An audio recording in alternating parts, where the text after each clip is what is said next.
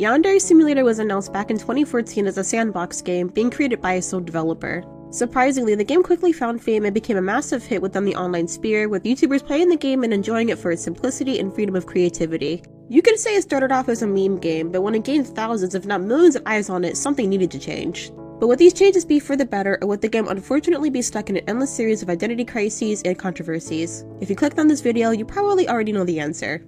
Hey, it's Randall Plays Games, aka MPG. Yandere Simulator is the type of game that was lucky enough to get the attention and support hundreds of indie games could only dream of, and a decade ago, expectations for the games were set by excited fans, myself included. Despite this once-in-a-lifetime miracle, the game ended up being involved in a plethora of the most astronomically unbelievable fumbles I've ever seen. Fumbles or not though, the game had many flaws and still does due to its developer. With the new year still kinda fresh, I figured I should discuss those flaws and see how the game's doing in the big 2025. Just a slight warning before we get started, some of the points I make will be mean-spirited, just letting you know right now I don't like Alex or Yandere Dev. I'll try to keep my points on topic and fair. Now let's shut up so we can get started.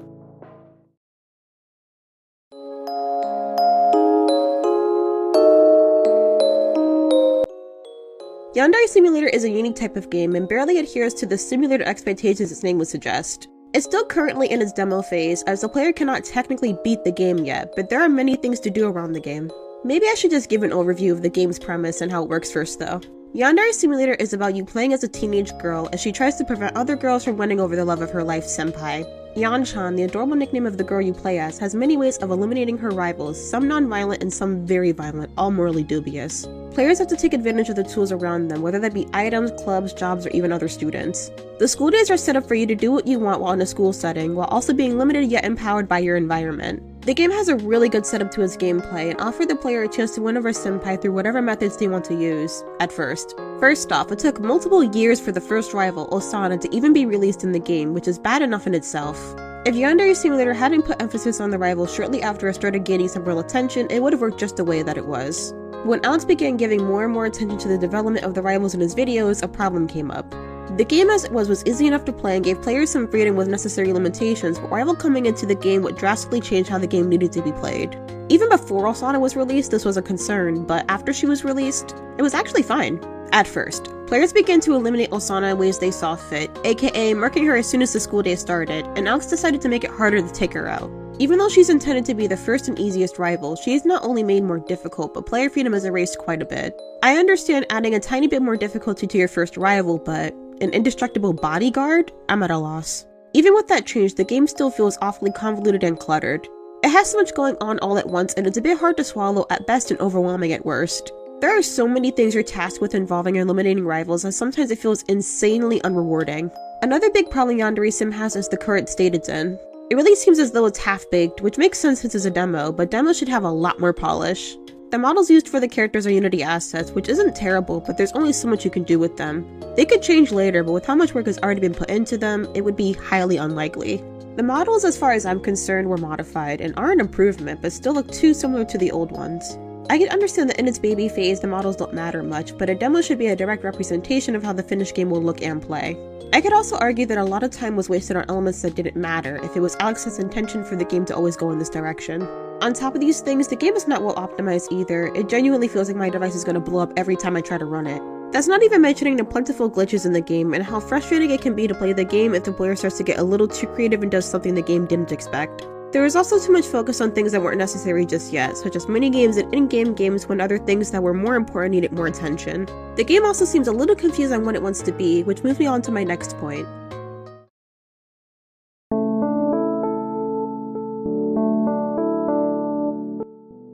Many, if not all, games are inspired by something. Pop culture, movies, mythology, other games, you name it. It's not something uncommon or blasphemous, but many games such as Yandere Sim may have problems pinpointing their identity due to endless inspirations. You know how people say that too many cooks is a bad thing? Well, too many recipes is also a bad thing. Yandere Sim is about eliminating rivals, but also has some elements to flesh out the game a bit more. You're allowed to interact with things, events, and people however you can, but the game's tone and the amount of things you can do makes it look unsure on how to implement the cool things present in other games. That was a mouthful, so let me be blunt. The game doesn't know what it wants to be. Does it want to be Persona 5 or Hitman, with a sprinkle of Yakuza too? Do you want to tell a serious, twisted story or something darkly comedic that people aren't supposed to take seriously? Do you want people to take your game seriously?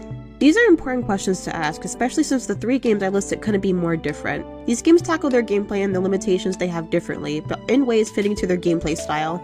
Yandere Sim tries to blend stealth with brawling with open world stuff, and it just feels like a bit too much. Persona 5, Hitman, and Yakuza do specific things that fit the genre they're in. Not saying you have to keep yourself in a rigid box, but you gotta find a genre and stick to it. Yandere Sim tries so hard to be everything and it ends up being nothing.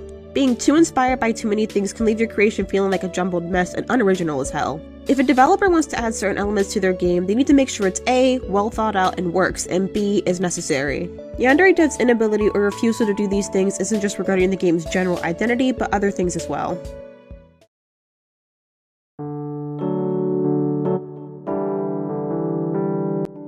Despite Yandere Sim having a bit of a confused identity, it actually has some really interesting concepts and storylines. The general story of Yandere Sim is one I find unique. A teenage girl from a seemingly loving family ends up developing an unhealthy obsession with a boy from her prestigious school that turns very violent very quickly. She then makes it her duty to get rid of her opposition, aka the girls that get close to her crush, through any means necessary, jumping through hoops as needed. This is a great idea, but as Yandere Dev attempted to flesh out the game, it only got more convoluted and, to put it bluntly, ridiculous. The more questions people asked him about his game's lore and character origins, the more complicated things got, and not in a good way. First of all, a lot of the story is told through videos on his channel, which is terrible for many reasons. These videos include backstories, reason for character actions, potential endings for the game, etc. I can't tell you how bad of an idea it is for a developer to release this much information about his game's story before the official demo has even come out. It's also not a great idea to have to watch these videos that are almost completely separate from the game in order to understand some things. I'll get into how stupid a lot of the storylines are in a sec, but I'm just kind of perplexed as to why Yandere Dev revealed so much about his game's story before he should've. You gotta make your audience want for something. By the time the game comes out, if it ever does, everyone would know the lore, how the game plays, what to do, what not to do, etc. If not, what else is there for people to look forward to? Because it sure as hell isn't the gameplay. Okay, I'm being an asshole. Anyway, whether he should have done it or not is not the main issue. Just because the story has potential to be good doesn't mean it will be, and in Yandere Sim's case, this couldn't be closer to the truth. Let's start with nitpicks. Over the course of 10 weeks, Ayano will have to eliminate 10 different rivals. We're not going to talk about the fact that 3 rivals include Senpai's teacher, nurse, and sister. Actually, yes we are. The fact that 3 out of your 10 rivals are 1, 2 adults in a position of authority, and 2, your obsession's sister would never not be absolutely insane to me. Not to mention how the teacher and nurse are designed. Putting Gunner bait in video games is not inherently bad, but when the story is set in high school, a post-high school academy, it kills the realism a lot. Yandere Sim started off his development being kind of a parody of anime tropes, only to lean into those tropes unironically. This surprisingly isn't even the worst thing he's put in the game, but more on that later. Anyway, the rival order is supposed to go from easiest to most difficult to eliminate, which makes sense, but the order is messed up from a narrative standpoint. While Sona, Senpai's childhood friend, is the very first rival and not somewhere near his sister is confusing. And the rivals being based on tropes is so dumb. They're all empty caricatures, and if the point was to make them not worth sympathizing with so it'd be easier to ruin their lives, it'd be a lot more understandable why they have the personalities and motivations of steel bread. It would make more sense if Yandere Sim still wasn't taking itself seriously, but that's not the case anymore. Moving on to more pressing matters though, the backstory for Ayano is so incredibly stupid that it reminds me of something I wrote when I was 12. Her being an emotionless husk because it's hereditary until she meets Senpai is such a juvenile explanation for why she is the way that she is. It'd make more sense if she was like this for a long time, getting insanely possessive or even violent over things such as toys and other items before it grew into something darker and more twisted. This is not only more realistic, but is less of a headache-inducing reason than what Yandere Dev went with. I honestly have to argue that Ayano's mother, Ryoba, would have been a better overall protagonist and acts much more like a traditional yandere, but I digress. I also want to point out that Yandere Sim's representation of interactions and dialogue is shaky at best and comically bad at worst. Look at this interaction between Kokona and Musume in the driving a rival in a murder video. I've heard that voice before. Kokona, is that you? Ugh, did I really get kidnapped by a skank like her? What? Who are you calling a skank? Don't play dumb. The whole school knows you sleep with men for money. No, I don't. I just go to dinner with them. It doesn't go any further than that. That's a laugh. Any girl with a rack like yours knows how to take advantage of it. Just admit what everyone already knows. You're a total slut. I never asked for my body to look like this. But I bet you enjoy all the money that your huge boobs are making for you. Teenage girls do not talk like this. I know Alex has never been a teenage girl, but Jesus, if you told me he's never been a teenager in general, I believe you. The way everyone in the game interacts is stiff as hell and kinda cringy. If it was a rare occurrence of odd dialogue here and there, it wouldn't be much of an issue, but it's all the time. The only people I think could possibly take this seriously are, I don't know, 12-year-old girls who get protective over their Roblox boyfriends or people who have main character syndrome. Characters don't interact at all naturally or the way they're supposed to, like Osana and Senpai acting like they've never held a conversation before, let alone being long-term friends. Even so, there's something else about the world that Yandere Dev built that gets under my skin, like the setting. The game takes place in Japan, and obviously the characters will have Japanese names, but these names kinda suck ass. Not even kinda, they really suck ass. It's clear that Yandere Dev was trying to be funny, but this shit seems really stupid and offensive. You want people to take your game seriously, right? Even he doesn't know, and even if he did, he'd have to learn a lot more about the culture of the setting the game takes place in. Here's a good rule of thumb. Anime and manga may teach people more about Japanese culture, societal norms, but never use it as a basis. Do actual research, talk to actual Japanese people, hell, hire some that know what they're talking about. American culture is so much different from Japanese culture, and you need to do your due diligence. Off note, but certain types of people claim to love Japan yet do no research on the country and treat it as if it's some fantasy land. The way Yandere Dev presents Japan in his game kinda reminds me of those people. Yandere Sim has a great concept, and it honestly kinda sucks that the game has some characters I actually kinda like. No way. I'm gonna get you out of here! I don't think the game is bad by itself. Every game is shaped by its developer, and in Yandere Sim's case, well, let's get into it.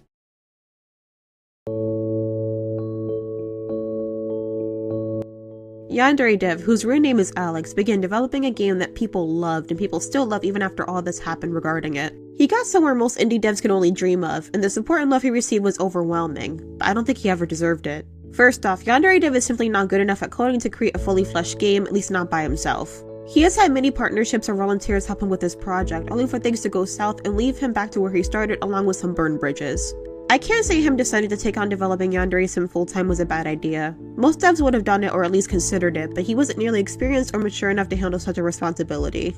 At first, he seemed to be actually improving his game at a decent pace, and people had a lot of harmless fun with it, but as time began to pass, certain red flags appeared. First, he would make videos regarding his lack of actual updates in the game where he was adding Easter egg after Easter egg. He ended up pitying himself pretty hard here, and that became a pattern pretty quickly. Afterwards, people still find his slow updates and lack of any real changes a bit concerning, and when asked, he proceeded to make an excuse I'd never heard of before.